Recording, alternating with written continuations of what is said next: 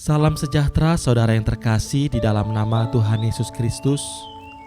Oleh kebaikan Tuhan, mari kita kembali mendengarkan renungan Santa Pagi Rohani yang berjudul Fokus Hidup Yesus, di mana nas kita hari ini diambil di dalam Lukas pasal 5 ayat 15 sampai ayat 16. Tetapi kabar tentang Yesus makin jauh tersiar, dan datanglah orang banyak berbondong-bondong kepadanya untuk mendengar Dia dan untuk disembuhkan dari penyakit mereka. Akan tetapi Ia mengundurkan diri ke tempat-tempat yang sunyi dan berdoa. Saudara yang terkasih di dalam Tuhan, sebagai pengikut Kristus yang telah ditebus dan diangkat menjadi anak-anak Bapa di sorga, maka kualitas karakter Kristus juga ada di dalam kita sebagai ciptaan baru. Sebab Roh Kudus ada di dalam kita yang memberi kita kuasa untuk menjadi serupa dengan Kristus. Dan kalau kita memperhatikan gaya hidup Tuhan Yesus, kita akan menemukan banyak hal yang tidak umum atau anti-mainstream, di mana salah satunya adalah peristiwa yang terjadi di dalam ayat renungan kita hari ini. Apabila kita perhatikan gaya hidup orang-orang saat ini, kebanyakan orang akan bertambah sibuk seiring popularitasnya meningkat.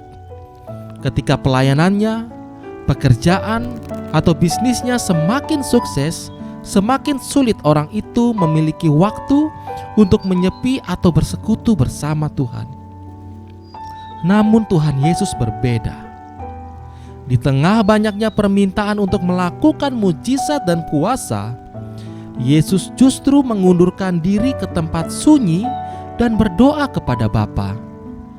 Yesus tahu apa yang menjadi fokus di hidupnya dan Dia menyadari sumber kekuatannya. Bagi Yesus, bukan popularitas, kesuksesan, dan keberhasilan yang utama, melainkan hubungan pribadi dengan Bapa di sorga.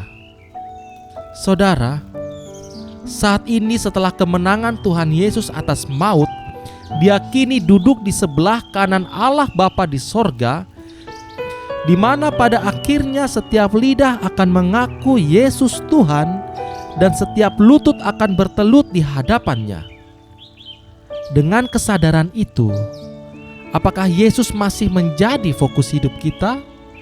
Ataukah pengejaran akan karir, popularitas, kekayaan, dan ambisi pribadi kita akan mengalihkan fokus hidup kita darinya?